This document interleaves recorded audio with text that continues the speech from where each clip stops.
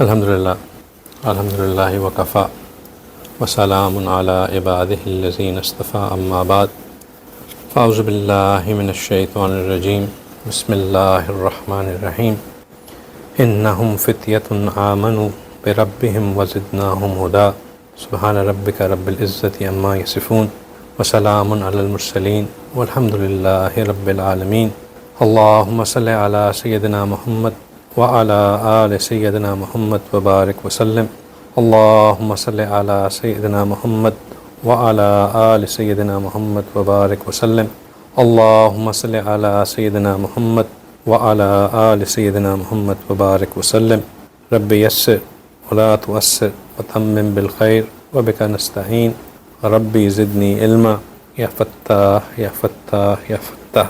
الحمدللہ، اللہ سبحانہ تعالیٰ کا احسان، اللہ کا ہمارے پہ فضل کہ اللہ سبحانہ تعالیٰ نے ہمیں ایک بار پھر یہ توفیق عطا فرمائی کہ ہم اس بابرکت مجلس میں شامل ہو سکیں۔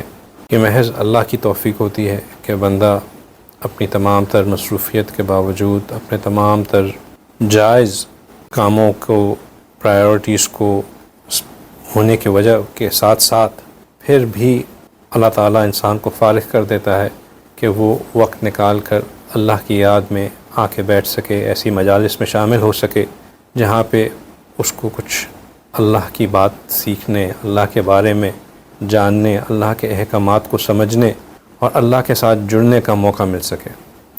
ہم خود جتنا بھی زور لگا لیں، ہم ان کاموں میں کنسسٹنٹ نہیں ہو سکتے۔ اگر یہ کنسسٹنسی ملتی ہے، یہ توفیق ملتی ہے کہ ہم اس طرح کی مجالس میں شامل ہو سکیں، اس طرح اپنے آپ کو اللہ والوں کے ساتھ جوڑ سکیں، ذکر اور ذکر کی محفل کا حصہ بن سکیں، تو یہ محض اور محض اللہ کی توفیق ہے۔ اور اس پہ ہم جتنا اللہ کا شکر ادا کریں گے اتنا ہم اس میں کنسسٹنٹ رہ سکیں گے۔ جس دن ہمیں دل میں یہ خیال آ گیا کہ میں شاید بہت نیک ہوں، اس وجہ سے مجھے یہ موقع ملتا ہے اور دوسروں کو نہیں ملتا، تو یہ بات جان لیں کہ وہ ہماری ڈاؤن فال کا آغاز ہے۔ اس میں ہمارا کوئی کمال نہیں ہے، یہ صرف اللہ کی رحمت ہے، اور اللہ سے اس بات کو بار بار مانگنا چاہیے کہ یا اللہ ہمیں اسی طرح اپنے سے جوڑے رکھیں، اسی طرح ہمیں ان مجالس کا حصہ بننے کی توفیق عطا فرماتے رہیں۔ یہ آپ ہی ہیں جو ہمیں فارغ کرتے ہیں، یہ آپ ہی ہیں جو ہمارے وقت میں برکت ڈالتے ہیں، یہ آپ ہی ہیں جو ہمیں توفیق دیتے ہیں کہ ہم ان چیزوں کا حصہ بن سکیں۔ اگر آپ نے اب موقع دیا ہے تو اس موقع سے اب ہمیں آئندہ محروم نہ فرمائے، ہمارے لیے اس کام کو کرنا آسان بنائے اور ہمارے لیے اس نیکی پہ چلنا آسان بنائے۔ یہ بہت اہم چیز ہے۔ اللہ کی توفیق سے ہم پچھلے کچھ ہفتوں سے فتنوں کے بارے میں ڈسکشن کر رہے ہیں۔ فتنے کا دور ہے، مشکلات کا دور ہے، انسرٹنٹی کا دور ہے۔ ہمیں کلیئرٹی نہیں ہے، سمجھ نہیں ہے کہ ہمارے ارد گرد ہو کیا رہا ہے۔ انسان ہر ایک کنفیوژن میں ہے کہ مجھے کرنا کیا ہے اس موقع پہ، what is the right thing to do, what is the right decision to make, کہاں رہنا ہے، کہاں نہیں رہنا ہے، کیا کرنا ہے، کیا نہیں کرنا ہے۔ ہر ایک چیز ایک کویسچن مارک بنی ہوئی ہے۔ اس فتنے کے دور میں اپنے آپ کو کس طرح نیویگیٹ کرنا ہے، کیا ہمارا دین ہمیں کوئی بات سکھاتا ہے کہ ہم نے اس فتنے کے دور میں ہمارے لیے گائیڈ لائنز کیا ہیں، کن لوگوں سے ہم نے یہ گائیڈ لائنز لینی ہے، کن ریسورسز سے ہم نے اس فتنے کے زمانے میں اپنے لیے گائیڈ لائنز کو حاصل کرنا ہے، یہ سمجھنا بہت ضروری ہے۔ اور ہمارا دین کامل دین ہے، کسی بھی چیز کو خالی نہیں چھوڑتا ہے، ہر زمانے ہر وقت کے لیے اس نے ہمیں گائیڈ لائنز دی ہیں، فتنے کے دور کے لیے بھی دی ہیں۔ الحمدللہ پچھلے 2 ہفتوں میں ہم نے سمجھنا شروع کیا کہ نبی پاک صلی اللہ علیہ وسلم کی رحلت کے بعد سے کیا کیا فتنے اس دنیا ہمارے امت میں آئے، کس طرح ان فتنوں کا سدباب کیا گیا، کس طرح ان کو ختم کیا گیا، کیا وجہ بنی ان فتنوں کے پھیلنے کی، اور ان فتنوں نے کس کس چیز کے اوپر فوکس کیا۔ ہم نے جو لاسٹ بات کی وہ بات کی کہ پہلے جو فتنے آتے رہے وہ اکثر فتنے مسلمانوں کو بطور مسلمان کمزور کرنے کے لیے تھے، یعنی کہ ایز اے امت کمزور کرنے کے لیے تھے، ان کی آئیڈیالوجی کو کمزور کرنے کے لیے نہیں تھے، یعنی کہ ان کی اس لیے تھے کہ مسلمان بذات خود دین سے دور ہو جائیں، جو جس چیز پہ ان کو چلنا چاہیے اس پہ نہ چلیں، اور جس کی وجہ سے ان کی زندگی میں سے برکت ختم ہو جائے گی. برکت ختم ہو گئی تھی، وہ خود بخود کمزور ہو جائیں گے. ان کو بیچ میں فرقوں میں ڈیوائیڈ کیا گیا، ان کو توڑا گیا، کمزور کیا گیا. لیکن اس کے بعد ایک نئی تحریک شروع ہوئی، وہ تھا کہ مسلمانوں کا جو آئیڈیالوجی ہے، جس کے اوپر ان کا یقین ہے، اس کو کمزور کیا جائے. یعنی کہ اسلام کو خود، پہلے مسلمانوں کو کمزور کرنے کے اوپر چیز تھی، اب آیا کہ اسلام کو کمزور کر دیا جائے. پھر اس کو ہم نے دیکھا کہ وہ فتنے کس کس قسم کے تھے اور اس سے کیا ہوا. اور پھر جو اب ریسنٹ فتنہ ہم نے دیکھا وہ یہ تھا کہ لوگوں کی جو ٹرو نارتھ ہے، یعنی کہ وہ چیز جو ان کی ایمان کی فاؤنڈیشن ہے، کور ہے، جو ان کی زندگی کا آبجیکٹو ہونا چاہیے، جو ایمان کا ایسنس ہے، اس چیز سے لوگوں کو ہٹا دیا گیا. اور یہ وار اور یہ اٹیک اس قدر خطرناک تھا کہ اس نے ہمیں ہلا کے رکھ دیا. چونکہ اب کیا ہوا کہ لوگ سمجھ تو یہی رہے ہیں کہ وہ مسلمان ہیں، لیکن جس چیز کو وہ اسلام سمجھ رہے ہیں وہ در حقیقت اسلام نہیں ہے. اس میں ہم نے دیکھا کہ تین مین پرنسپلز کو دیکھا ہم نے. ایک چیز یہ کہ لوگوں کو، میں سمرائز کر رہا ہوں پچھلے 2 ہفتوں کے بیانات کو بہت چھوٹے سے اس میں، تاکہ ہم آگے بڑھ سکیں اور آج جو بات کرنی ہے اس کے اوپر فوکس کر سکیں.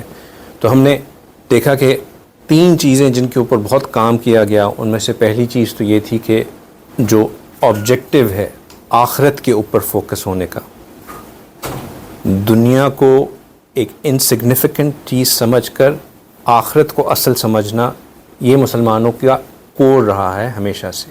اسی کے اوپر ساری ڈیسیجن میکنگ، اسی کے اوپر ساری پلاننگ، اسی کے اوپر ساری جو ریسورسفلنس، سارا کچھ اسی کے اوپر بیسڈ رہا کہ جو بھی محنت کرنی ہے، جو بھی آبجیکٹیو حاصل کرنا ہے، وہ آخرت کے لیے کرنا ہے. دنیا تو ایک مین ہے آخرت کو بہتر بنانے کے لیے. دنیا کبھی آبجیکٹیو نہیں تھا مسلمانوں کا، کیونکہ دنیا اللہ تعالیٰ نے، نبی پاک صلی اللہ علیہ وسلم نے بار بار سکھایا کہ یہ تو ایک کھیل تماشا ہے، ایک ٹیمپرری بیس ہے، ایک فیز ہے. حقیقت اس کے بعد ہے. اس حقیقت میں کامیاب وہ ہے جس نے دنیا میں اچھا کیا ہے. لہٰذا دنیا is just to do good. اس کی مثال ہمیشہ میں سمجھاتا ہوں میراتھن پلیئر کے ذریعے، کہ جو میراتھن بھاگ رہا ہوتا ہے اس کو یہ پتہ تب چلتا ہے کہ وہ کامیاب ہے یا نہیں ہے جب کہ وہ فنشنگ لائن کراس کرتا ہے. جب تک وہ بھاگ رہا ہوتا ہے تب تک اس کو نہیں پتا کہ وہ میں کامیاب ہو گیا ہوں کہ نہیں ہوا. فنشنگ لائن کراس کرنے کے بعد پتہ چلتا ہے. ہماری زندگی بھی ایک میراتھن کی طرح ہے. فنشنگ لائن موت ہے، موت کے بعد پتہ چلے گا کہ کامیاب ہے کہ نہیں.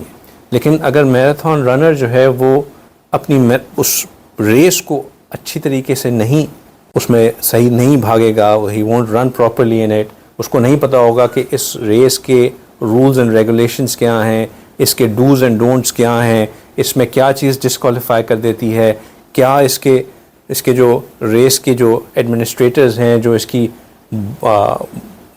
مینجمنٹ باڈی ہے، اس نے کیا کیا اس میں چیزیں پرمیسیبل رکھی ہیں، کیا امپرمیسیبل رکھی ہیں. تو وہ رنر چاہے فنشنگ لائن نمبر 1 پوزیشن پہ بھی کراس کرے، ایٹ دی اینڈ اگر اس نے ان رولز کو، ان پرنسپلز کو، ان ڈوز اینڈ ڈونٹس کو نہیں فالو کیا ہوگا تو وہ ڈسکوالیفائی ہو جائے گا، ناکام ہو جائے گا. اسی طرح اس زندگی میں ہمیں ان ڈوز اینڈ ڈونٹس کو، ان پرنسپلز کو، ان پرمیسیبلز اینڈ امپرمیسیبلز کو ذہن میں رکھنا ہے، جو کہ اس دنیا کی مینجمنٹ، اس دنیا کے آرگنائزر یعنی کہ اللہ سبحانہ تعالیٰ اور نبی پاک صلی اللہ علیہ وسلم انہوں نے رکھی ہیں. اگر ہم ان کو سمجھے بغیر اس دنیا کی ریس میں بھاگتے رہیں گے تو چاہے ہم دنیا میں نمبر 1 بھی کیوں نہ ہوں، آخرت میں ہم ڈسکوالیفائی ہو سکتے ہیں. تو مسلمانوں کا آبجیکٹو ہمیشہ یہی رہا ہے کہ ہم نے اپنی آخرت کو بنانا ہے، دنیا کو صرف استعمال کرنا ہے آخرت بنانے کے لیے. دنیا میں کامیابی آخرت کی کامیابی ہے. اس دنیا کی کامیابی خالی کا کوئی فائدہ نہیں، کیونکہ آپ یہاں پہ کامیاب ہو بھی جائیں تو آخرت میں فیل ہوگے تو آپ فیل ہیں. فتنہ یہ آیا کہ اس آبجیکٹو کو چینج کر دیا گیا. دنیا کی کامیابی کو اصل کامیابی ڈکلیئر کر دیا گیا. دنیا میں روٹی کپڑا مکان یہ ہمارا آبجیکٹیو بن گیا کہ جس کے پاس بہتر روٹی، جس کے پاس بہتر مکان، جس کے پاس بہترین کپڑے، وہی کامیاب. اسی کی دور میں پڑ گیا. ہمارا جو ایجوکیشن سسٹم ہے وہ آبجیکٹیو بنا دیا گیا کہ ایجوکیشن سسٹم ہے ہی یہ کہ جو بچہ اچھے اسکول جائے گا وہ اچھے کالجز میں جائے گا، جو اچھے کالجز میں جائے گا اس کو اچھی نوکری ملے گی، اور جس کو اچھی نوکری ملے گی وہ اچھے پیسے کمائے گا، لہٰذا وہ کامیاب ہے. لہٰذا والدین نے اپنے بچوں کو شروع سے ہی جب یہ فیصلہ کرنا تھا کہ کہاں پڑھانا ہے تو انہوں نے یہ سوچنا شروع کر دیا کہ ہمیں اس جگہ پہ پڑھانا ہے جس کے اسٹوڈنٹس جو ہیں آگے جا کے آئی وی لیگ سکولز میں جاتے ہیں.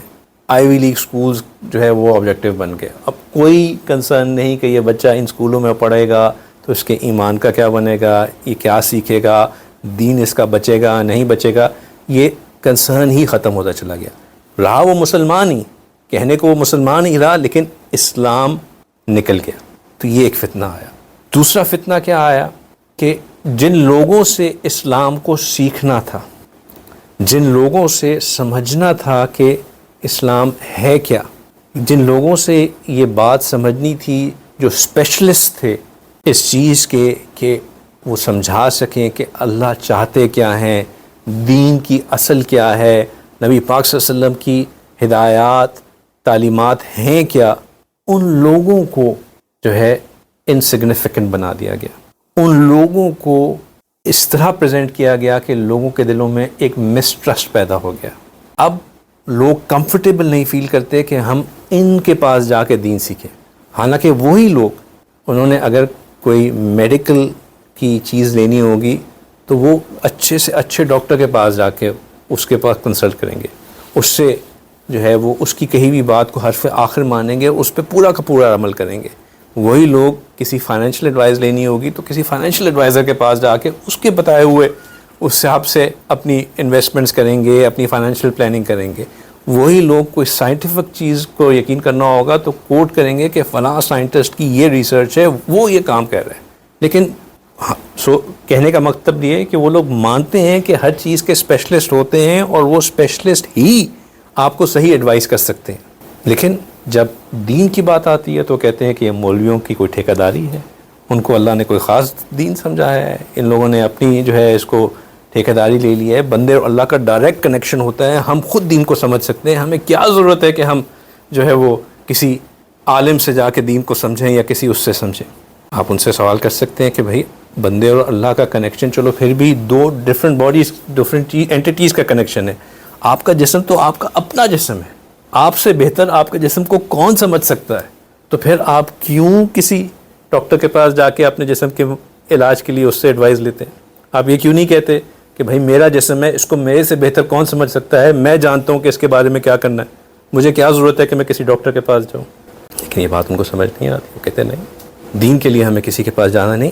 یہ لوگوں نے خود کہنا نہیں شروع کیا، یہ اس کے اوپر باقاعدہ محنت کی گئی. لوگوں کے دلوں میں علماء کے لیے ایک مسٹرسٹ پیدا کیا گیا، ایسے بندوں کو پاپولر کیا گیا جو کہ مسلسل دین کی ایک دین کو اس طرح پریزنٹ کرتے ہیں جس سے لگتا ہے کہ شاید یہ سچے ہیں، جو علماء حق ہیں وہ جھوٹے ہیں.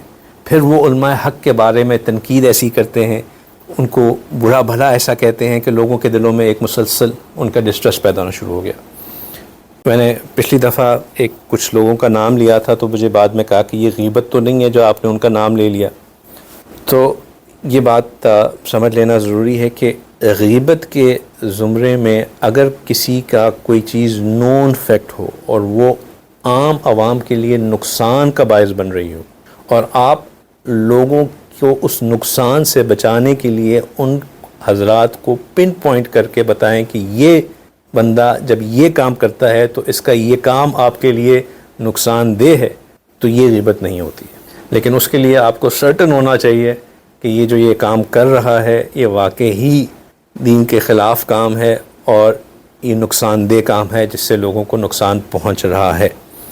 تو یہ بات وہ صاحب مجھے ابھی نظر تو نہیں آ رہی جنہوں نے وہ سوال کیا تھا، لیکن چلیں یہ چیز بھی ذہن میں رکھنے والی. پھر تیسری چیز جو کی گئی وہ یہ کہ فحاشی کو عام کیا گیا. اور وہ ہم نے لاسٹ ٹائم ڈسکس کیا کہ انٹرنیٹ کے بعد سیل فونز، انٹرنیٹ آیا جو کہ ایز آف انفارمیشن جیسے کہہ لیں، which is basically spreading of misinformation, disinformation جو ہے وہ اس سے کامن ہوئی. ٹول آیا، اس ٹول کو لوگوں کی ایکسیس کے لیے اسمارٹ فونز آئے. اور یہ ریسنٹ پچھلے 15-20 سال کا فتنہ کہ اس اسمارٹ فونز کے ذریعے وہ جو ڈس انفارمیشن تھی، جو فحاشت تھی، اس کو اتنا کامن کیا گیا کہ اب جو ہے وہ شاید ہی کوئی بندہ ایسا ہو جو اس فتنے سے بچا ہو. پھر ہم نے ایک اور چیز دیکھی کہ جو چیز بہت عام ہوتی چلی گئی وہ ہے جھوٹ. حتیٰ کہ اب ہم اس وقت میں رہ رہے ہیں جہاں پہ جھوٹ اور سچ میں فرق کرنا بہت مشکل ہوتا جا رہا ہے.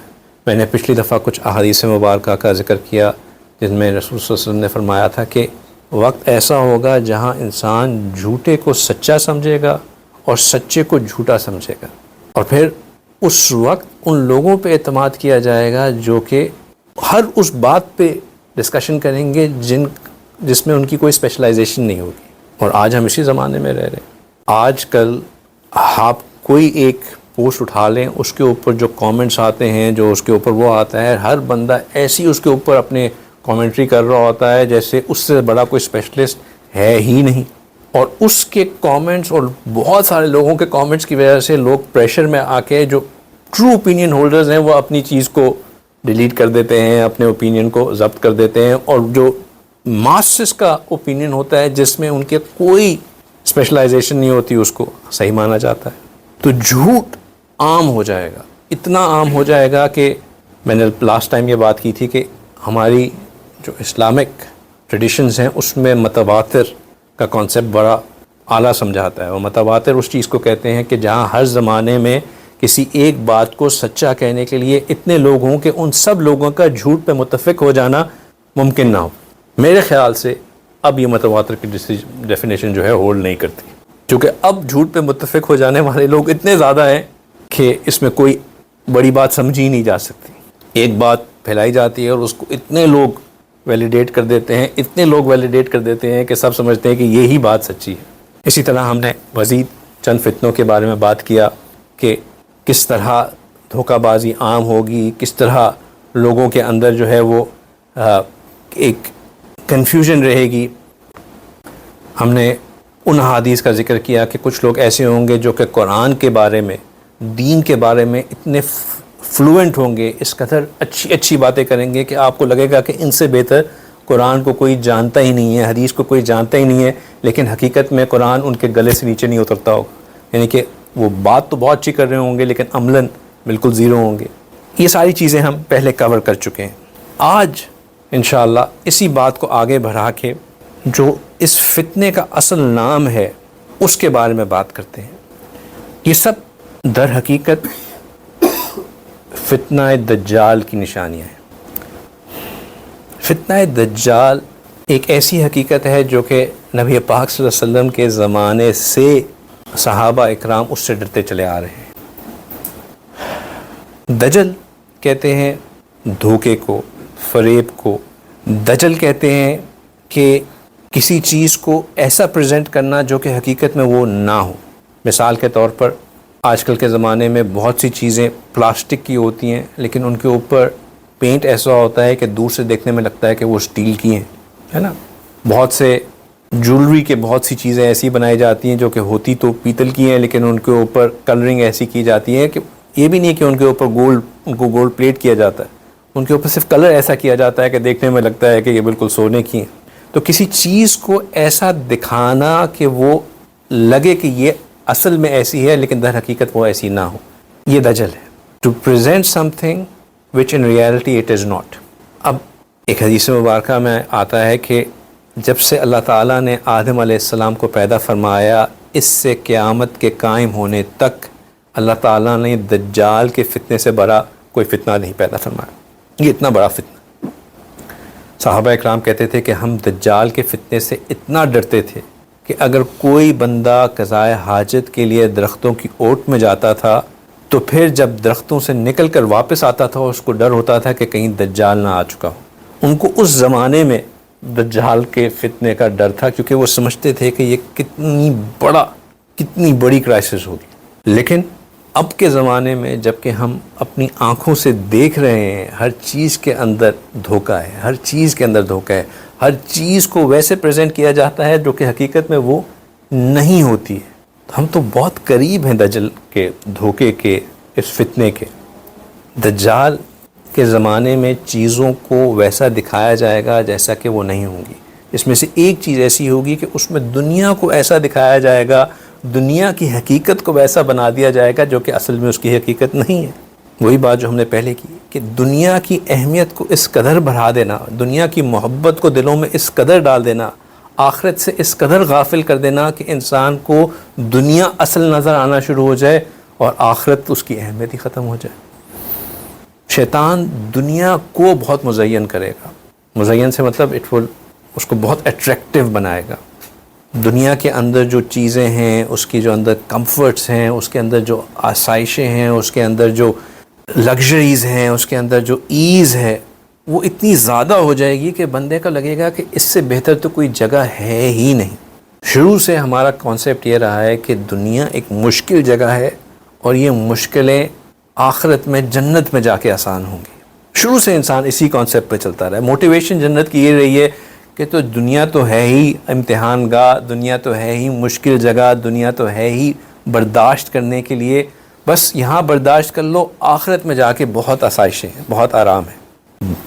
دجل کیا ہو گیا، دھوکہ کیا ہو گیا کہ دنیا کو اتنا کمفرٹیبل بنا دیا گیا، دنیا کو اتنا آسائش والا بنا دیا گیا، اتنا اٹریکٹیو بنا دیا گیا کہ اب یہ یقین ہی نہیں رہا کہ اس سے زیادہ بھی کیا آسائش ہونی۔ اب تو کوئی چیز مشکل ہی نہیں رہی۔ اب جو لوگ مشکل میں ہیں وہ اس آسائش کو پانے کے لیے بھاگ رہے ہیں، اور جو آسائش میں ہیں وہ ویسے ہی غافل ہیں۔ یعنی کہ دونوں طرف غفلت، جو مشکل میں ہیں، پریشانی میں ہیں، ان کو یہ لگتا ہے کہ اگر ہم وہ سب کچھ پا لیں جو کہ آسائش والے یا کمفرٹ والے لوگوں کے پاس ہے تو ہم بھی کمفرٹیبل ہو جائیں گے۔ وہ بھی نہیں یقین رکھتے کہ یہ کمفرٹ آخر میں ملے گی، اور جو کمفرٹ میں ہیں ان کو لگتا ہے کہ جو میرے پاس ہے I must do everything to retain it, to keep it، ورنہ ایسا نہ ہو کہ میں اس سے کھولوں اور اس کو میں سے یہ کمفرٹ دور ہو جائے۔ تو پورے کے پورے سسٹم میں ایک خرابی آنا شروع ہوگی۔ اچھا، اس خرابی کے آنے کی ایک بہت بڑی وجہ یہ ہوگی کہ ہم نے یہ یقین کرنا شروع کر دیا کہ how can so many people at the same time be wrong، مطلب اتنی دنیا اسی چیز کو صحیح کہہ رہی ہے تو یہ کیسے ہو سکتا ہے کہ یہ غلط ہو۔ یہ ایک بہت اہم بات ہے سمجھنے والی۔ ہمارا جو ڈیموکریسی کا سسٹم ہے وہ بھی اسی بیسس کے اوپر ہے کہ بہت سارے لوگ کسی ایک بندے کو چن لیتے ہیں کہ بھئی یہی بندہ ٹھیک ہے۔ اب جب بہت سارے لوگ ایک بندے کو چن لیتے ہیں اور وہ کہتے ہیں کہ جی یہ ٹھیک ہے، تو آرگیومنٹ یہ پیش کیا جاتا ہے کہ بھئی جب سب کہہ رہے ہیں کہ یہ ٹھیک ہے تو جو تم لوگ چند لوگ کہہ رہے ہو کہ یہ ٹھیک نہیں ہے تو تمہارے پاس کیا کوئی خاص الہام آیا ہوا ہے؟ ہر معاملے میں آپ یہی کہیں گے کہ میں بار بار جاتا ہوں کووڈ کی طرف، لیکن کووڈ میں بھی یہی تھا کہ بھئی جب سب یہ اس بات پہ کنونسڈ ہیں کہ باجماعت نماز نہیں ہونی چاہیے، پوری امت مسلمہ اس بات پہ کنونسڈ ہے کہ باجماعت نہیں ہونی چاہیے، تو یہ پاکستان کے جو علماء ہیں ان کو کوئی خاص وہ ہے علم ہے جو وہ کہہ رہے ہیں کہ نہیں باجماعت نماز ابھی بھی ہونی چاہیے۔ تو یہ ہمارے ذہن میں یہ بات بیٹھ گئی ہے کہ جب ہم اکثریت کے حساب سے چلتے ہیں، میجورٹی کے حساب سے چلتے ہیں تو وہ چیز صحیح ہو جاتی ہے، لیکن اکثریت ٹھیک نہیں ہوتی ہے۔ ضروری نہیں ہے کہ جو لوگ میجورٹی آف دا پیپل جو سوچ رہے ہیں وہ بات صحیح ہی ہو۔ یہ بات قطعی نہیں ہو سکتا کہ جو لوگ یہ سمجھ بیٹھے ہیں کہ جی یہ چیز اور ان کا سب اب اس کو سپورٹ کر رہے ہیں تو وہ سب کے سب صحیح کو ہی سپورٹ کر رہے ہیں۔ اللہ تعالیٰ نے ہمیں قرآن میں اس کے بارے میں بار بار اس کی سمجھانے کی کوشش کی کہ یہ ایسا نہیں ہے کہ سب لوگ اگر غلط کو صحیح کہنا شروع کر دیں تو وہ غلط صحیح ہو جائے۔ قُلْ لَا يَسْتَوِي الْخَبِيثُ وَالطَّيِّبُ وَلَوْ أَعْجَبَكَ أَكْثَرَةُ الْخَبِيثِ، کہ تو کہہ دیں کہ برابر نہیں ناپاک اور پاک، اگرچہ کہ آپ کو کتنی ہی بھلی کیوں نہ لگیں جو کہ ناپاک کی کثرت سے ہو، ٹھیک ہے۔ پھر اللہ تعالیٰ کہتے ہیں فاتقوا اللہ یا اولی الالباب، کہ او سمجھ رکھنے والے لوگ اور عقل مند لوگوں اللہ سے ڈرو، لعلکم تفلحون، تاکہ تم کامیاب ہو سکو۔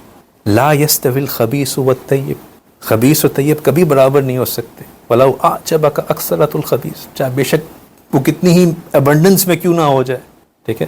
ہمیں جو ایگزیکٹ اس کی ٹرانسلیشن ہے even though the abundance of what is evil may attract you, یہ ہمیں اچھا لگے کہ جی بہت جو سب کیونکہ یہی کہہ رہے ہیں تو یہی صحیح ہوگا، یہ اچھا لگے، ایسا نہیں ہے، ضروری نہیں ہے۔ سمجھ رکھنے والے لوگ تقویٰ کو پریفرنس کرتے ہیں کہ تقویٰ کیا ہے، کہ اللہ کی کیا چیز، اللہ کو کیا پسند ہے، اللہ کو کیا ناپسند ہے، ناٹ کہ لوگوں میں سے اکثر کو کیا پسند ہے۔ یہ جو میجورٹی کو فالو کرنے کا مائنڈ سیٹ ہے، یہ مائنڈ سیٹ ہوا دیتا ہے اس فتنے کو میں پھنسنے کا۔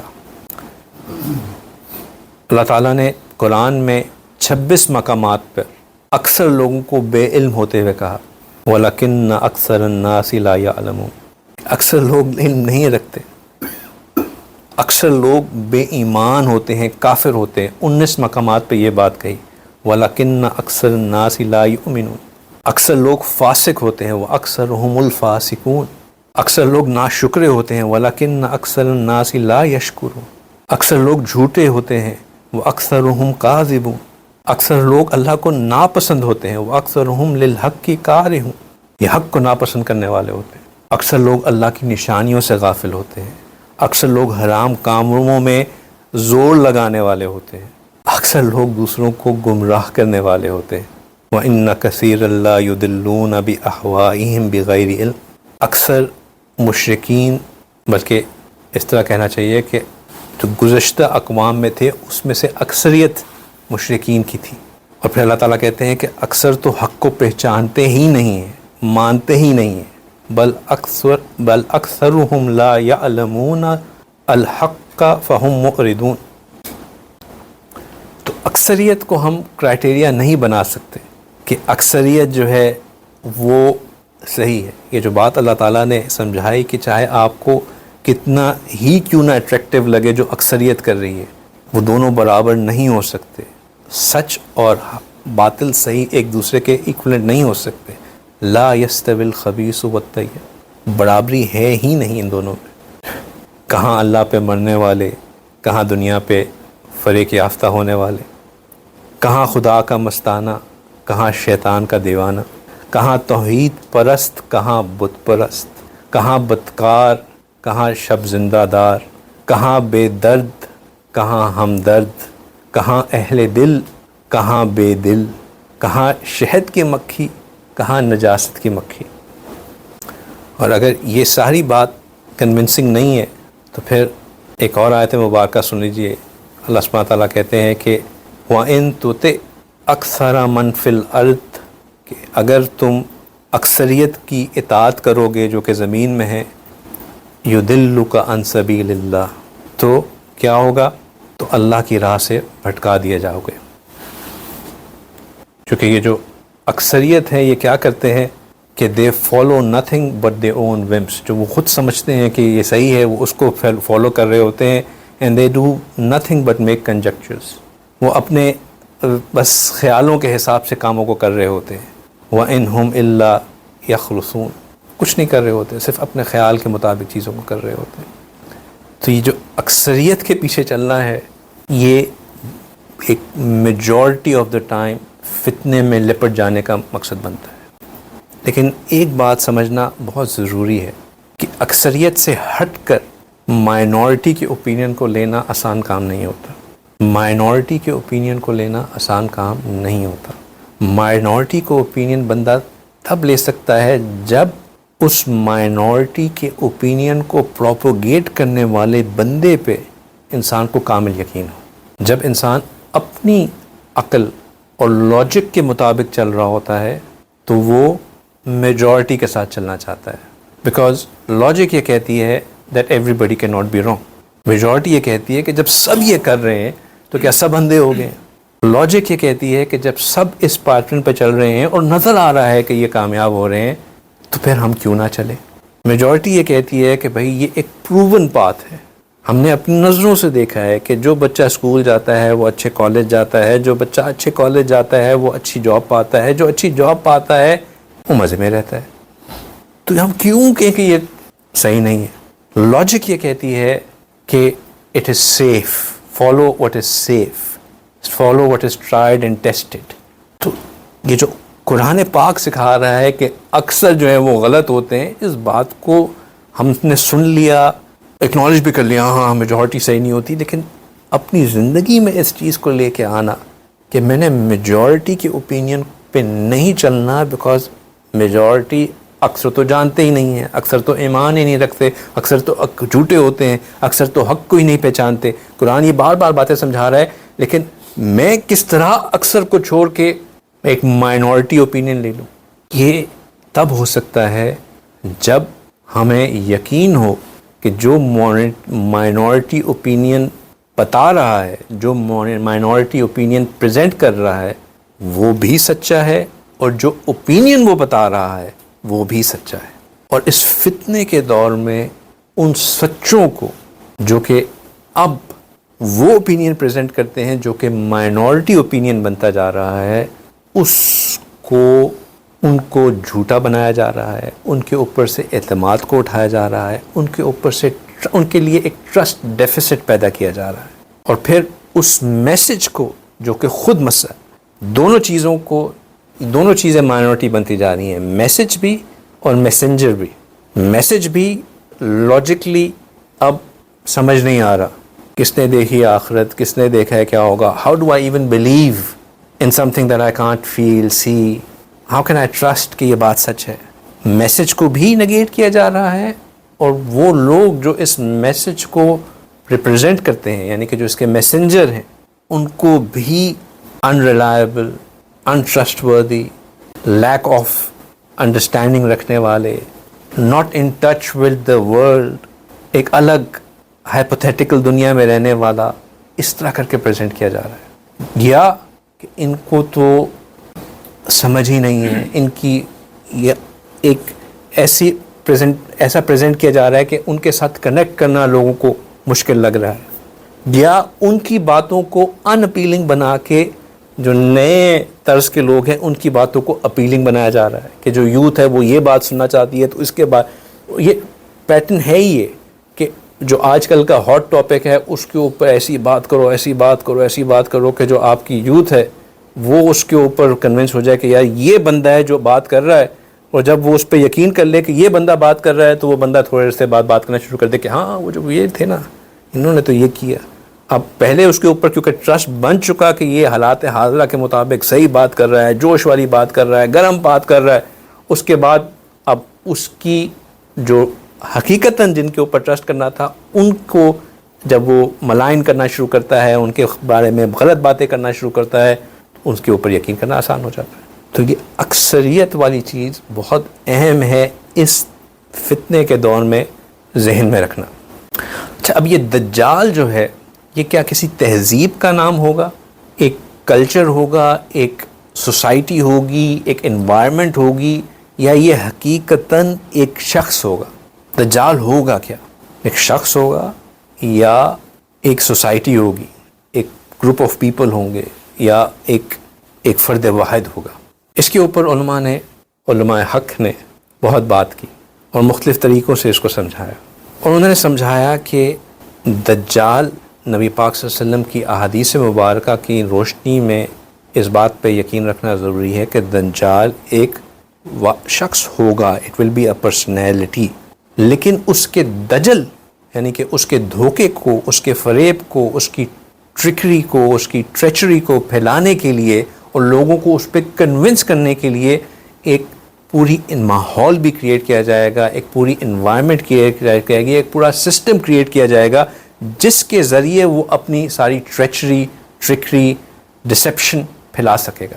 حضرت مولانا مفتی رفیع عثمانی رحمہ اللہ نے ایک دفعہ فرمایا کہ اگر احادیث سے صراحتاً یہ پتہ نہ چلتا کہ دجال انسان ہوگا تو میں یہ کہہ دیتا کہ آج کل کی جو سپر پاورز ہیں وہ ہی دجال ہیں. یہ جو دجالی کام ہے وہیں سے شروع ہو رہا ہے اور پوری دنیا کے اندر پھیل رہا ہے. اور پھر اس کو پھیلانے والے ایک خاص قوم ہے جو کہ فائنینشیل مارکیٹس کنٹرول کرتی ہے، جو کہ اگر آپ دیکھیں کہ آپ کا جتنا میڈیا ہے وہ چند فیملیز اور چند فیملیز کے پیچھے چند انڈیویجولز کے ہاتھ میں ہے، وہ اس کو کنٹرول کرتے ہیں. تو یہ ایک سسٹم اس وقت پھیلایا جا رہا ہے اور اس سسٹم کے ذریعے لوگوں کی ذہن سازی کی جا رہی ہے، لوگوں کو پریپیئر کیا جا رہا ہے کہ جب شاید دجال آئے تو اس کو ماننا آسان ہو جائے. اب دجال، میں پہلے بہت دفعہ ابھی اسی بیان میں بات کر لی کہ دجال جب آئے گا تو وہ ایک دھوکہ تو وہ دے گا کہ وہ دنیا کو بہت اہم بنائے گا.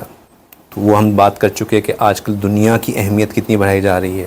دوسرا، وہ حیا بے حیائی عام کرے گا، لوگوں کے اندر سے حیا کو ختم کرے گا، اور اس حیا کو ختم کرنے کے لیے بہت محنت کی جا رہی ہے. انفیکٹ ایک پوری ایفرٹ ہے کہ لوگوں کے اندر سے یہ کانسیپٹ آ جائے کہ حیا شائنس ہے. بیسکلی حیا شائنس ہے کہ انسان کے اندر ایک ریلکٹنس ہونا، ایک تھوڑا سا شرم ہونا کہ بھئی میں یہ کس طرح یہ کام کر سکتا ہوں. اور اس شرم کو، اس ریلکٹنس کو ختم کرنے کے لیے بہت محنت کی جا رہی ہے. اور بے حیائی میں سب سے عام چیز یہی ہے کہ جو مرد اور عورت کے درمیان ایک شائنس ہے اس کو ختم کیا جائے. لہٰذا ایک پوری ایفرٹ ہے ایکول رائٹس کے لیے، دونوں کو شانہ بشانہ چلنے کے لیے، دونوں کی کامن ایجوکیشن ہونے کے لیے. سو مچ سو کہ جو کو ایجوکیشن میں اگر لڑکا لڑکی آپس میں تھوڑی سی ریلکٹنس رکھیں، شائنس رکھیں، لڑکا لڑکی سے بات کرنے میں شرم رکھتا ہو یا لڑکی لڑکے سے بات کرنے میں کوئی شرم رکھتی ہو، تو ان کو ایک کیس بنا کے پریزنٹ کیا جاتا ہے کہ this child has some psychological issues. Shyness is sickness. Shyness کو ایک سکنس بنایا جا رہا ہے جو تھوڑا سا ہماری ورک پلیسز میں، ہمارے کارپوریٹ ورلڈ میں اگر آپ تھوڑا سا خواتین کے ساتھ ڈسٹنس رکھ کے کام کرنا چاہتے ہوں، آپ ہاتھ ملانے سے انکار کر دیں تو نعوذ باللہ آپ تو سب سے بڑے جو ہے وہ جو ہے نا ڈسکرمنیٹر بن جاتے ہیں، اور پتہ نہیں کیا کیا آپ کے اوپر ایچ آر کیسز بن سکتے ہیں اور کیا ہو سکتا ہے کیا نہیں ہو سکتا. اگر ایچ آر کیس نہ بھی بنے تو ہر ایک سائلنٹ ریوولٹ آپ کے خلاف شروع ہو جاتا ہے. اور وجہ کیا بنتی ہے کہ بھئی جب باقی سارے مسلمان، اکثر مسلمان ہاتھ ملا رہے ہیں تو آپ اگر ہاتھ نہیں ملاتے تو مطلب باقی سارے مسلمان غلط ہیں. ایک بچہ تھا مجھے بتا رہا تھا کہ اس کی اپنی کلاس، اس کی ٹیچر تھی سائنس کی یا میتھ کی، اس نے اچھا کام کیا تو ٹیچر نے اس کو ویل ڈن کہا کہ اس کا ہاتھ ملانے کی کوشش کی، تو اس بچے نے معذرت کر لی ہاتھ ملانے سے، تو وہ ٹیچر اس کا مذاق بنانا شروع ہو گئی. اور you such a shy baby, you this you that. اب کسی کا مذاق بنایا جائے گا، کسی کو ریڈیکیول کیا جائے گا تو وہ کس طرح کمفرٹیبل فیل، اس کو تو اپنے اندر یہی محسوس ہوگا نا کہ شاید there is something wrong with me, میں کچھ غلط کر رہا ہوں. حالانکہ یہ ایک اسلامک اسکول ہے، باقی سارے بچے مسلمان ہیں لیکن سب ملا رہے ہیں، اکثریت یہی کرتی ہے، تو اس کو لگے گا کہ شاید میں کچھ غلط کر رہا ہوں. تو یہ ایک سسٹمیٹکلی ہمارے ذہنوں سے، ہمارے کلچر سے جو ایک حیا کا، ایک شرم کا کانسیپٹ تھا اس کو ختم کرنا شروع ہو گیا. اور یہ چیز آل آف اے سڈن نہیں ہوئی، یہ بہت گریجول ہے، کیونکہ حیا انسان ریزسٹ کرتا ہے، لیکن جو اس کو ختم کرنے والے ہیں انہوں نے اس کے اوپر بہت محنت کی، اور اس کے لیے پھر انہوں نے اپنے جو ٹولز تھے ان کو یوز کیا. پہلے ٹی وی آیا، فلم آئی. وہ پہلے زمانے کے ٹی وی اور فلمز میں بھی حیا کا بڑا کانسیپٹ ہوتا تھا. وہ اگر کوئی انہوں نے محبت دکھانی بھی ہوتی تھی کسی دو لوگوں کے درمیان میں تو بس وہ ہارٹس آ جاتے تھے، پھول آ جاتے تھے، بس یہاں پہ ختم ہو جاتا تھا، لوگ سمجھ جاتے تھے کہ یہ محبت کا اظہار ہو گیا. لیکن گریجولی اب تو کوئی لمٹ ہی نہیں.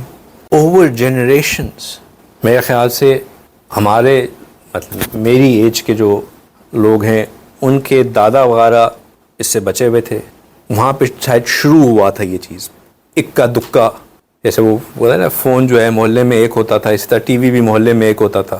ہمارے والدین کے زمانے میں یہ انسٹرومنٹس عام ہوئے، لیکن اس کے اوپر آنے والا کانٹینٹ پھر بھی کوشر تھا. ہمارے زمانے میں یہ ہر گھر میں تھا, ڈش بھی تھا, وی سی آر بھی تھا, ٹی وی بھی تھا, اور پھر ہمارے بچپنے میں چینلز پی ٹی وی تھا, اس کے بعد پھر 1 سے 2 ہوئے, پھر جب ڈش آ گیا تو پھر بہت سے ہو گئے, تو یہ چیز عام ہونا شروع ہوئی. اور اب ہماری اولاد کے زمانے میں تو وہ تم کو پتہ ہی نہیں ہے کہ ٹی وی گھر میں نہ بھی ہو. ہم بڑا فخر سے کہتے ہیں کہ الحمدللہ ہمارے گھر میں ٹی وی نہیں ہے, بٹ the reality is کہ it makes no difference to our children کہ ٹی وی ہے کہ نہیں, because they all have their own devices. T V پھر بھی سیف تھا, وہ گھر میں ایک کامن جگہ پہ چلتا تھا, چلتے پھرتا دیکھ رہا ہوتا تھا کہ ٹی وی پہ کیا لگا ہوا ہے. What is your child watching on their device? آپ جتنے پیرنٹل کنٹرولز لگا لیں, جو کر لیں, ہر ایک کا بریک ہے. آپ کے بچے کو اس کا دوست سکھائے گا کہ یار پیرنٹل بریک کو بریک کرنے کا کیا طریقہ ہے. آپ نے پیرنٹل بریک پاسورڈ لگایا ہوا ہے, بچہ آپ کو انٹر کرتے ہیں, اس نے کہا کہ ایک ایپ ہے وہ نوٹ کر لیتی ہے کہ اسکرین کے اوپر جو ہے وہ کس جگہ پہ پریس ہو رہا ہے, so you can really find out کہ آپ نے کیا پاس کوڈ لگایا ہے. You know, so if I want to break it I can break it. تو آپ کے بچے آپ کو آ کے یہ سکھاتے ہیں کہ this is how it can be done. تو حیا ختم کرنے کے لیے, بے حیائی عام ہونے کے لیے کوئی وہ نہیں ہے. سو دا ادر تھنگ دیٹ دجال کا جو سسٹم کر رہا ہے وہ لوگوں کے اندر سے حیا کو ختم کر رہا ہے, شرم کو ختم کر رہا ہے, بے شرمی کو عام کر رہا ہے.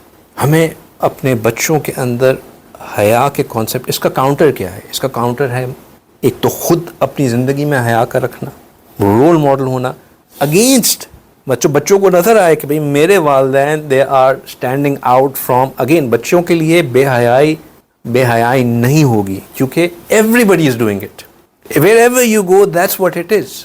ان کو نہیں لگے گا کہ اس میں کوئی بری بات ہے, یا اس میں کوئی عیب ہے, یا اس میں کوئی there is something to be worried about, because everybody is doing it. آپ کو ان کو اس مائنورٹی کی طرف لے کے جانا ہوگا جس میں پہلے خود اپنی زندگی میں حیا کے ایلیمنٹس کو لے کے آنا ہوگا. حیادار کلودنگ کو, چاہے آپ گھر میں ہوں چاہے باہر ہوں, اورا کو کور کرنے والے کپڑے پہننا. یہ نہیں ہے کہ آپ گھر میں چھوٹی چھوٹی چڑیوں میں پھر رہے ہیں اور باہر جا کے آپ جبے اور عبائے پہن لیں تو لگے کہ کوئی مسئلہ نہیں ہے. نہیں, بچوں کے اندر کانسیپٹ دینا کہ حیا کا کانسیپٹ ہے کیا چیز کور رکھنے والی ہے, کیا چیز چھپانے والی ہے, نظروں کی حفاظت کا اہمیت دینا, مرد اور عورت کے اندر جو ایک حجاب ہے, وہ ایک سپریشن ہے, اس کا کانسیپٹ دینا, اپنی زندگی میں پریکٹیکلی اس کو کر کے دکھانا, تاکہ ان کو کم از کم یہ تو نظر آئے کہ ہاں ایسا ہے ممکن. پھر ایسے لوگوں میں جڑنا جہاں ان کو اس بات کی یقین ہو کہ میرے والدین کوئی آؤٹ لائرز نہیں ہیں, واقعی اور لوگ بھی ہیں جو اس کو کرتے ہیں. پھر ایک اور چیز تو دجال کے لیے جو ایک گراؤنڈ ورک پریپیئر کیا جا رہا ہے, ایک فریم ورک پریپیئر کیا جا رہا ہے, وہ ہے ایک آنکھ کا کانسیپٹ. دجال کی جو فزیکل ڈسکرپشن احادیث میں آتی ہے وہ یہ ہوتی ہے کہ وہ ایک آنکھ والا ہوگا. اب ایک آنکھ والی کوئی چیز ہونا یہ تو بڑی ایک عجیب سی چیز ہے, ایک ایسی چیز ہے جس کو دیکھ کے بندہ ڈر جائے, دل میں ایک کراہت پیدا ہو, اس سے آپ ریپلس ہوں, بیکاز ایب نارمل چیز ہے نا.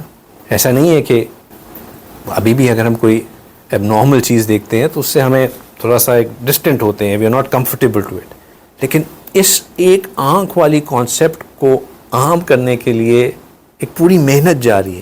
میں ابھی اس بیان کے تیار کرنے کے لیے I was just looking at کہ how many cartoon characters are there جو کہ ایک آنکھ والے ہیں.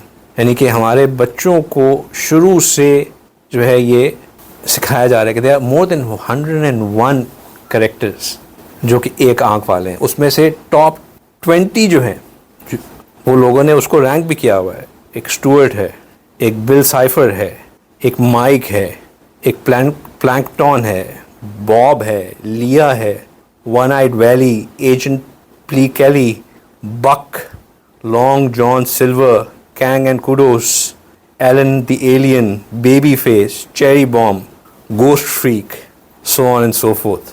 تو یہ سارے کریکٹرز وہ ہیں جن کو بڑا, یہ جو اس میں اسٹوئرٹ جو کریکٹر ہے اس کو ڈرائیو کرتے ہوئے بل بورڈس کے اوپر ہر جگہ ہر چیز کے اندر جو ہے وہ اس کو دکھایا جاتا ہے. از اے ویری لائکیبل. اس کے وہ ہوتے ہیں مینیکوئنس ہوتے ہیں, پپٹس, وہ کیا کہتے ہیں انہیں, اسٹف ٹوائز ہوتے ہیں, بچے مطلب they are very close to, very attracted to it. ان کے لیے اب یہ ایک آئٹ کریکٹر ہونا کوئی عجیب اور انہونی چیز نہیں ہے. اسی طرح اگر ہم غور کریں تو بہت سی logos, be they the logo of کسی آرگنائزیشن کا، کسی ایجنسی کا، کسی کمپنی کا، کسی لا انفورسمنٹ آرگنائزیشن کا، وہ ون آئیڈ ہوتا ہے. تو یہ ایک باقاعدہ محنت جس کے ذریعے اس کانسیپٹ کو، اس کی ایکسیپٹیبلٹی کو عام کیا جا رہا ہے. یہ جو دجال کا زمانہ ہوگا، یہ کلیش آف سویلائزیشن ہوگی، کلیش آف کلچرز ہوگا. ایک اسلامک کلچر اور ایک، میں نہیں کہتا کہ کفار کا کلچر، ایک غیر اسلامی کلچر، ایک دجال کا کلچر اور ایک اسلام کا کلچر. اور اس میں اسلام کے کلچر کو اس طرح پریزنٹ کیا جائے گا جہاں پہ ان کو بیکورڈ، ان کو آؤٹ آف پلیس، ان کو ٹائرنٹ، ان کو جابر، ان کو خواتین کو ٹارچر کرنے والا، مطلب کیا میں آپ کو، جتنے بھی آج کل ہمارے بارے میں باتیں کی جا رہی ہیں وہ سارے کے سارے جو ہمارے بارے میں القاب استعمال کیے جا رہے ہیں وہ سب آپ کو اس طرح پریزنٹ کیا جائے گا. آج کل ویسٹرن پروپیگنڈا میں سب سے بڑا پروپیگنڈا یہی ہے کہ یہ خواتین کو دبانے والے لوگ ہیں، خواتین کو اپریس کرنے والے لوگ ہیں، بیکورڈ لوگ ہیں، اس طرح کرتے ہیں، اس طرح کرتے ہیں. اور یہ بات اتنی بار بار بڑھ کے ہی جا رہی ہے کہ اب یہی سمجھ میں آ رہا ہے کہ یہی سچ ہے. اور پھر اس کے ٹولز ہیں، یہ جو ٹک ٹاک، انسٹاگرام، فیس بک اور کیا کیا ہے، ٹویٹر، یوٹیوب، چلیں یوٹیوب کو بھی کہہ لیتے ہیں، اور جس کے اوپر ایک گوشت کا آئیکن ہوتا ہے، وہ جو ہمیشہ اس ایپ کا نام بھول جاتا ہے، اسنیپ چیٹ. تو یہ ساری چیزیں جو ہیں یہ بیسکلی ٹولز ہیں جس کے ذریعے کوئی بھی بچنے سے، کوئی بھی نہیں بچا ہوا. وائی فائی جو ہے وہ ایک عزیز فرماتے تھے کہ وائی فائی وائف کی ریپلیسمنٹ بن گیا. وہ ایک لطیفہ بھی سناتے تھے کہ ایک بچہ مسجد گیا تو مسجد میں اس نے جا کے کہا کہ یہاں کا وائی فائی مل جائے گا. ساتھ والے بندے سے پوچھا تو اس نے کہا استغفر اللہ. تو اس نے کہا کہ استغفر اللہ کا آئی کیپٹل ہے یا اسمال؟ تو وائی فائی کے بغیر اب زندگی ناممکن ہے. ہمارے بچوں کو، اچھا میں نے پہلے بات کی کہ بچوں کے پاس ڈیوائسز ہیں. سوال یہ پوچھا جا سکتا ہے کہ بچوں کو کیوں ڈیوائسز دی ہوئی ہیں؟ مت دیں آپ ڈیوائس. آپ بچے کو ڈیوائس نہ دیں تو آپ کا بچہ جو ہے وہ ہی ول بی لیفٹ بیہائنڈ، کیونکہ اسکول یہ ڈیمانڈ کرتا ہے کہ جی ہوم ورک اور بہت سی اس کی اپنی اسکل سیٹ ریفائنمنٹ کے لیے اس کو ڈیوائس چاہیے. اب ایپس ہیں جس کے اوپر اس نے وہ ایک تو کورس ورک سکھا دیا، اب اس کورس ورک کو شارپن کرنے کے لیے، مزید سیکھنے کے لیے، مزید لرننگ کے لیے، وہ وچ از گڈ، وہ اچھی ایپس ہیں. واقعی میں اکثر اپنے بچوں کی ایپس کو دیکھ کے کہتا ہوں کہ اگر ہمیں میتھ سکھانے کے لیے یا سائنس سمجھانے کے لیے یہ ایپس ہوتی تو بہت اچھا ہوتا. لیکن the thing is کہ when the kid has the device، وہ ایپ تو وہ کرے گا شاید گھنٹہ، آدھے گھنٹے کے لیے، اور بہت ہی کوئی ڈیڈیکیٹڈ بچہ ہوگا تو 1.5 گھنٹہ کر لے گا. لیکن اس کے بعد جو وہ باقی ٹائم اس ایپ، اس ڈیوائس پہ گزارے گا. ایک مجھے میرا بچوں کے اسکول سے فیڈ بیک آتی ہے کہ اکثر بچے اسکول کے وائی فائی کے اوپر بیٹھ کے پتہ نہیں کیا کیا دیکھ رہے ہوتے ہیں، حالانکہ وہ وائی فائی انہوں نے بیچاروں نے کیا کیا نہیں لگایا ہوگا. ایک بچہ ہے، اس کو اپنی، اس کی مدر ٹیچر ہیں تو اس کو وہ بائی پاس پاسورڈ مل گیا تو اس نے سارے بچوں میں عام کر دیا اور پھر مزے. تو یہ تو ایک جو ہے نا اپنے آپ کو دھوکہ دینے والی بات ہے کہ آپ کسی کو آگ پکڑا دو گے اس کے بعد وہ اس سے جلے گا نہیں. اور آگ پکڑائے اس لیے رہے ہیں کہ بھئی یہ تو گرم رکھنے کے لیے ضروری ہے. گرم تو رکھے گی لیکن گرم ایک حد تک رکھے گی، اس کو مسلسل استعمال کرتے رہو گے تو وہ جلائے گی. اس بات پھر لمبی ہو گئی. چلیں یہ باتیں اہم ہیں، لمبی باتیں کوئی مسئلہ نہیں ہے. تو دجال ایک شخصیت بھی ہوگی، اور دجال کی شخصیت کے آنے سے پہلے ایک انوائرمنٹ کی جائے گی، ایسے ٹولز اور مینز کریٹ کرے جائیں گے کہ جب دجال آئے گا اور وہ دنیا میں گھومے گا تو اس کے گھومنے پہ لوگ اس کے اوپر اعتماد کر لیں گے. اچھا، ایک عجیب بات ہے کہ دجال کے لیے بھی لفظ مسیح استعمال ہوتا ہے. عیسیٰ علیہ السلام کے لیے بھی کیا لفظ استعمال ہوتا ہے؟ مسیح. یہ مسیح لفظ جو ہے یہ استعمال ہوتا ہے کہ عیسیٰ علیہ السلام جو ہے وہ غلط کو ختم کریں گے، دور کریں گے. اس وقت جو جہالت ہوگی اس کو دور فرمائیں گے. لوگوں کے اندر سے جو بیماریاں ہیں اس کو مسح کریں گے، ختم کریں گے. لوگوں کے اندر سفر کریں گے، پھیلیں گے. یہی سارے کام ماسوائے جہالت کو ختم کرنے کے لیے. خیر، مسیح کے لیے، دجال کے لیے بھی یہی چیزیں اس لیے استعمال ہوتی ہیں کہ دجال لوگوں کو حق دکھائے گا، جو وہ حق پریزنٹ کرے گا. یعنی کہ لوگوں کے اندر جو مسکنسیپشنز رہ گئے ہوں گے، جو کہ اس وقت کی تہذیب اور اس وقت کے کلچر نے عام کر دیے ہوں گے، جو اس کو اپوز کرنے والے ہوں گے، ان کو حق دکھانے کی کوشش کرے گا. لوگوں جو بیمار ہوں گے ان کو کیور کرے گا، اور دنیا میں بہت جلد سفر کرے گا. لیکن فرق یہ ہے کہ ایک مسیح الخیر ہے اور ایک مسیح فتنہ ہے. عیسیٰ علیہ السلام خیر کے لیے یہ سب کچھ کریں گے، اور دجال فتنے کو، لوگوں کو تباہ کرنے کے لیے یہ سب کچھ کرے گا. تو دونوں کے لیے لفظ مسیحی استعمال ہوتا ہے. اس فتنے کی طرف ہمیں چیز لے کے کیا جاتی ہے؟ ہمیں جو کنونس کرتا ہے کہ یار یہ چیز صحیح ہے، ہمیں اسی کو فالو کرنا چاہیے، وہ کیا چیز ہوتی ہے؟ وہ اصل میں ایک کانسٹنٹ وسپرنگ ہے ہمارے اندر، ایک لیک آف کانفیڈنس ہے، ایک fear of being left out ہے، fear of missing out, FOMO جسے کہتے ہیں. یہ فیئر ہماری نفس جنریٹ کرتا ہے، جو ہمیں کہتا ہے کہ اگر تم یہ سب دیکھو، سب یہ کر رہے ہیں، اگر تم نہیں کرو گے تو ویئر وڈ یو اسٹینڈ؟ تمہارے بچوں کو کیا بنے گا؟ تمہارے آگے کیا ہوگا؟ کھاؤ گے کہاں سے؟ پیو گے کہاں سے؟ رہو گے کہاں پہ؟ یہ ایک نفس کی ایک کمزوری کا وجہ بنتی ہے.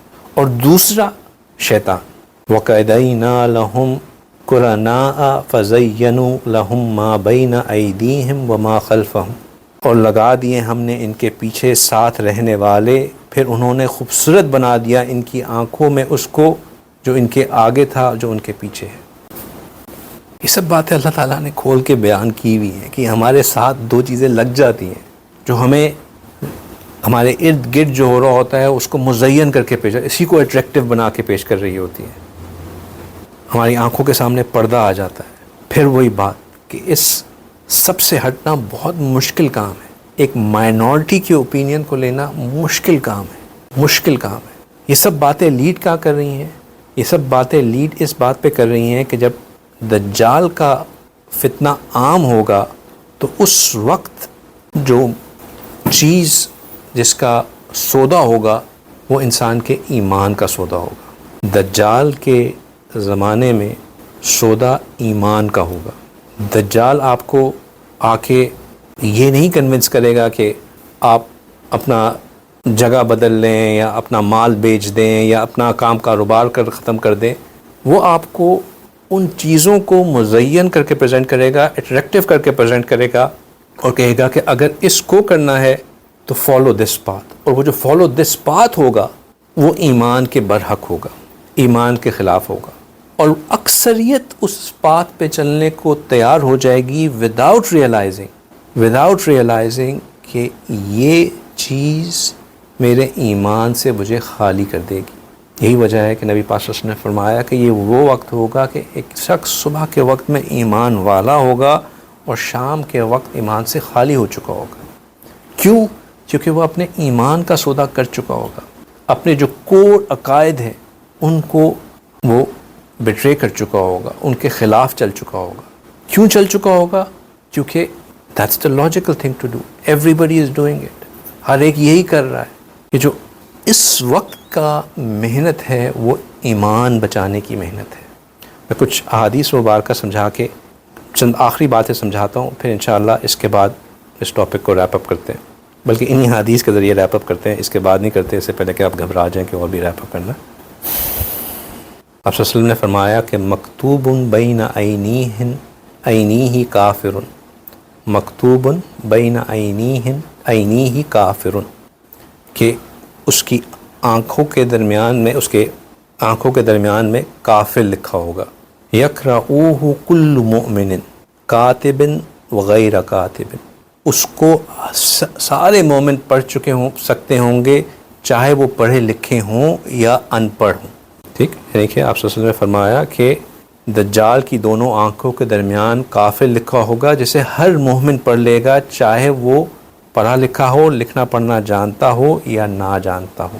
پھر ایک اور حدیث مبارکہ میں فرمایا کہ اس کے باوجود اس کی واضح نشانیاں ہوں گی جو اس بات کے دلیل ہوں گی کہ وہ جھوٹا ہے.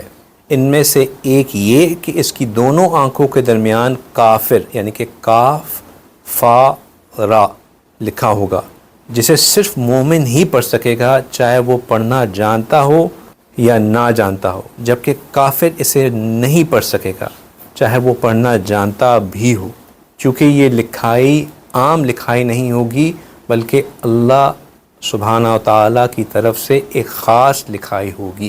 ایک اور حدیث مبارکہ، یصبح الرجل فیہا مؤمنا ویمسی کافرا حتی یسیر الناس الی فستتین فستتات ایمان لا نفاق فیہ وفستتات نفاق لا ایمان فیہ فاذا کان ذاکم فانتظروا الدجال من یومہ او غدیہ، کہ ایک شخص دن کے وقت میں مومن ہوگا اور رات کے وقت میں وہ کافر ہو چکا ہوگا. یہ تب ہوگا جب تک کہ لوگ دو حصوں میں نہ بٹ جائیں، دو فریق نہ بن جائیں، دو کیمپس نہ بن جائیں. ایک فرقہ وہ ہوگا جو کہ ایمان والا ہوگا اور اس میں کوئی نفاق نہ ہوگا، اور دوسرا فرقہ وہ ہوگا جو منافق ہوں گے اور ان میں کوئی ایمان نہ ہوگا. نبی پاک صلی اللہ علیہ وسلم فرماتے ہیں کہ جب یہ ہو جائے تو دجال کا انتظار کرو اس دن یا اگلے دن. ایک اور حدیث مبارکہ نبی پاک صلی اللہ علیہ وسلم فرماتے ہیں کہ یوشک ان یکون خیر مال المسلم غنما، کہ وقت قریب ہے کہ مسلمان کا سب سے بہترین مال ایک اس کی بکریاں ہوں. یتبع بہا شعاف الجبال و مواقع القطر، کہ وہ ان کو لے کے پہاڑوں میں جائے اس جگہ پہ جہاں پہ بارش ہوتی ہو. یفر بدینہ من الفتن، اپنے دین کو بچانے کے لیے فتنوں سے یہ کام کرے. اب یہ تین احادیث بہت اہم احادیث ہیں. دجال کو بچانے کے لیے جو چیز شرط ہے وہ ایمان ہے. کیا چیز انسان کو اس بات کی صلاحیت دے گی کہ وہ دجال کی آنکھوں کے درمیان کافارا لکھا ہوا پڑھ لے؟ وہ نور ہے جو ایک مومن کو اللہ ایمان کی وجہ سے عطا فرماتے ہیں. اتقوا فراست المؤمن فإنہ ینظر بنور اللہ، کہ مومن کی فراست سے ڈرو کہ وہ اللہ کے دیے ہوئے نور سے دیکھتا ہے. یہ ایمان کا نور ہے جو مومن کو چاہے وہ پڑھا لکھا ہو یا نہ ہو اس کو کافارا دکھائی دے گا. اور اگر ایمان کا نور نہیں ہوگا تو پھر وہی ایک آنکھ والی چیز اس کو اٹریکٹیو لگے گی، لویبل لگے گی، کڈیبل لگے گی، اپنے گھر میں اس کو رکھے گا، بچوں کو اس کے ساتھ سلائے گا، کوئی مسئلہ نہیں. ایمان نہیں ہوگا تو کتنا ہی پڑھا لکھا کیوں نہیں ہو وہ دجال کو نہیں پہچان سکے گا. پھر اس کو یہ مسیحا حق نظر آئے گا. میں نے کہا نا کہ دونوں مسیحا ہوں گے، یہ بھی مسیحا ہوگا، یہ بھی بیماروں کو کیور کرے گا، یہ بھی دنیا کا جلد سفر کرے گا، یہ بھی لوگوں کو یہ دکھائے گا کہ جو آڈ چیزیں ہیں تمہارے کلچر میں اس کو میں ختم کر رہا ہوں. تو جب یہ کرتا نظر آئے گا تو یہ اس کو حق سمجھ کے لوگ اس کو فالو کریں گے. لیکن جو اس کے اوپر کاف اور را کو پڑھ سکے گا اس کو سمجھ میں آئے گا کہ یہ صحیح نہیں ہے، اس کے پیچھے چلنا جہنم کے راستے کو اپنانا ہے. اب یہاں سے ایمان سے کیا مراد ہے؟ اب نبی پاک صلی اللہ علیہ وسلم نے دوسری جگہ پہ کیا فرمایا کہ صبح مومن ہوگا، شام میں مومن نہیں ہوگا. یہ تب ہوگا کہ جب دو فرقے بن چکے ہوں گے. ایک فرقہ وہ ہوگا جن کے اندر ایمان ہوگا، نفاق نہیں ہوگا. دوسرا وہ ہوگا جس میں نفاق ہوگا، ایمان نہیں ہوگا. تو یہاں پہ ایمان سے مراد کیا ہے؟ کیا اس سے مراد کامل تقوی ہے؟ تو علماء حق اس وقت کے بارے میں یہ کہتے ہیں کہ نہیں، اس سے مراد کامل تقوی نہیں ہے.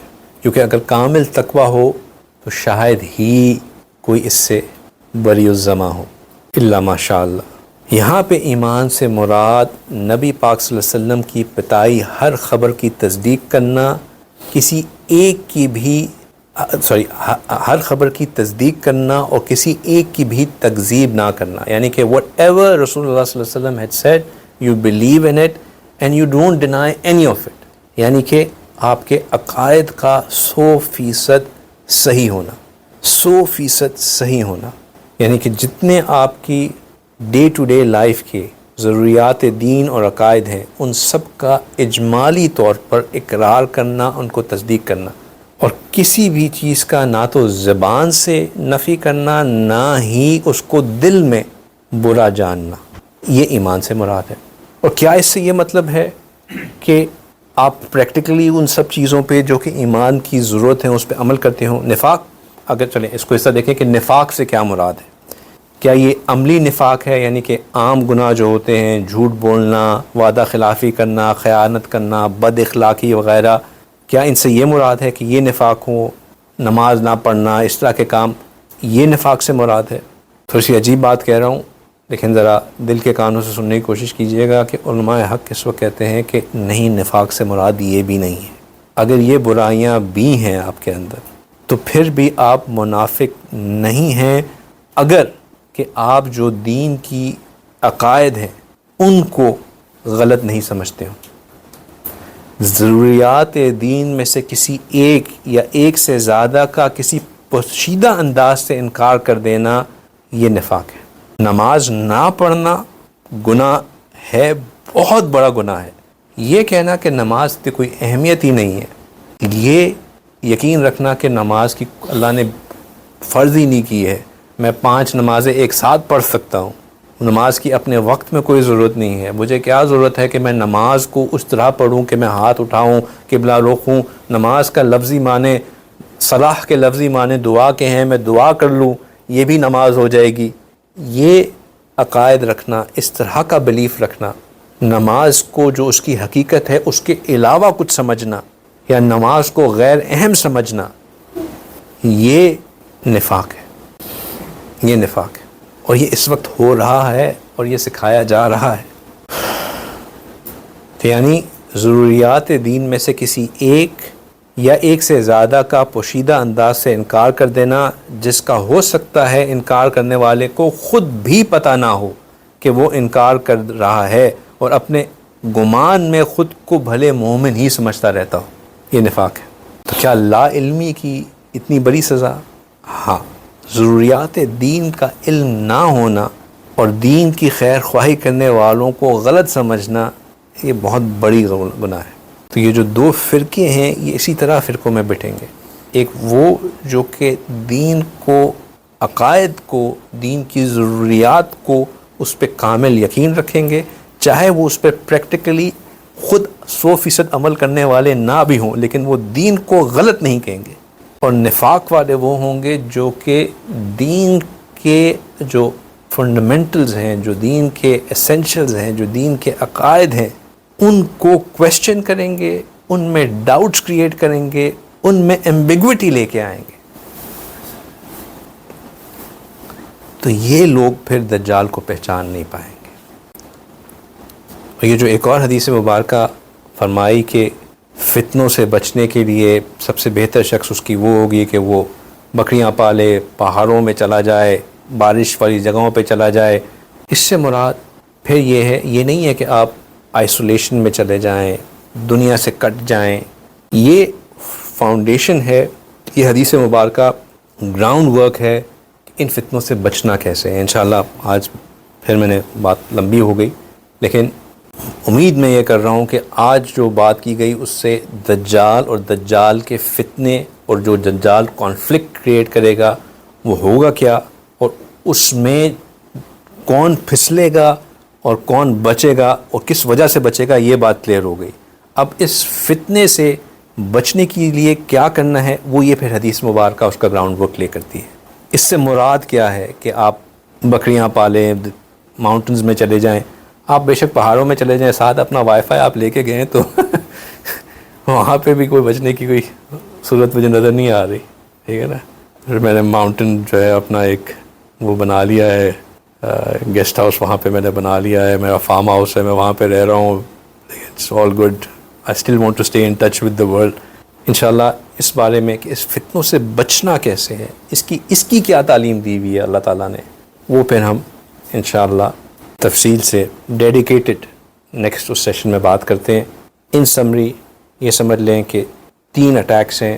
ایک ہماری شرم و حیا کو ختم کرنے کے اوپر، ایک ہمارے علماء حق کی باتوں کو انسگنیفیکنٹ بنانا، ان کے اوپر ڈسٹرسٹ پیدا کرنا، اور تیسرا بے حیائی کو عام کرنا. اچھا، یہ بے حیائی کو عام کرنا کیوں اتنا بڑا فتنہ ہے؟ میں نے کیا کہا کہ کس کو نظر آئے گا؟ ایمان والے کو. وہ جو کہ، اور ایمان والا کس طرح دیکھے گا کہ اس کے پاس کیا ہوگا؟ ایمان کا نور ہوگا. یہ بے حیائی جو ہے نا، یہ کیا کرتی ہے؟ اس نور کو ختم کرتی ہے. نور ایک بہت اہم کانسیپٹ ہے ہمارے دین کا. نور ایک ایسی چیز ہے جو کہ ایگزسٹ کرتی ہے، چاہے ہم دیکھ سکتے ہوں یا نہ دیکھ سکتے ہوں. ہماری پوری جو ایگزسٹنس ہے وہ ہمارے ساتھ اسٹیٹ آف انرجیز ہیں، مختلف انرجیز ہمارے ساتھ ہوتی ہیں، اور نور ایک اسٹیٹ آف پازیٹیو انرجی جو کہ ایگزسٹ کرتی ہے. یہ اسٹیٹ آف پازیٹیو انرجی شیاطین اور جنات کو ہم سے دور رکھتی ہیں، جو کہ ایک اسٹیٹ آف نیگیٹو انرجی. اور اس نور سے انسان کو بہت فائدہ ملتا ہے، انسان کی حفاظت ہوتی ہے، انسان کو اللہ کی طرف رجوع کرنے میں آسانی ہوتی ہے، انسان کا توکل بڑھتا ہے، انسان کا اندر تقویٰ آتا ہے، انسان کو اپنے نفس کے اوپر قابو کرنا، بہت سی چیزیں جو کہ ہم باقی بیانات میں کئی دفعہ اس کے اوپر بات کر چکے ہیں. لیکن یہ نور ڈرین ہو جاتا ہے. سمجھیں کہ ایک جیسے اگر آپ نے کسی باتھ ٹب میں پانی بھر کے رکھا ہو، اور اس کا جو ہے آپ جو اس کو پلگ ہے اس کا ڈرین کھول دیں تو ایک سم سے سارا پانی نکل جاتا ہے اور وہ خالی ہو جاتا ہے. یہ جو بد نظری ہے، فحاشی ہے، بے حیائی ہے، یہ اس ڈرین کی طرح ہے. یہ نور کو آپ کے اندر سے نچوڑ کے پھینک دیتی ہے. تو یہ بلا وجہ نہیں بے فحاشی کو عام کیا جا رہا. یہ جو اس فحاشی کو عام کرنے والی قوتیں ہیں وہ سمجھتی ہیں کہ اس پازیٹیو اسٹیٹ آف انرجی کو ختم کرنے کے لیے، تاکہ نیگیٹو انرجی بندے کے اوپر آ سکے، اس کا سب سے آسان ٹول فحاشی ہے، بد نظری ہے. تو یہ 3 اٹیکس ہیں جو اس وقت ہمارے اوپر ہو رہے ہیں، کانسٹنٹ ہو رہے ہیں. ان سے بچنے کے لیے، اپنے آپ کو مائنورٹی اوپینین کے ساتھ جوڑنے کے لیے، مائنورٹی اوپینین کو فالو کرنے کے لیے، وہ قوت ارادی کا کیا مطلب کہ will power, us will power کو اپنے اندر لے کے آنا، اپنے اندر وہ اسٹرینتھ لے کے آنا کہ it does not matter what the majority are thinking, I will go with what is right. یہ ول پاور لے کے آنا، اس کے لیے کیا کر سکتے ہیں، کن چیزوں سے ہوتا ہے، وہ انشاءاللہ ہم اگلی دفعہ بات کریں گے. وآخر دعوانا ان الحمد للہ رب العالمین.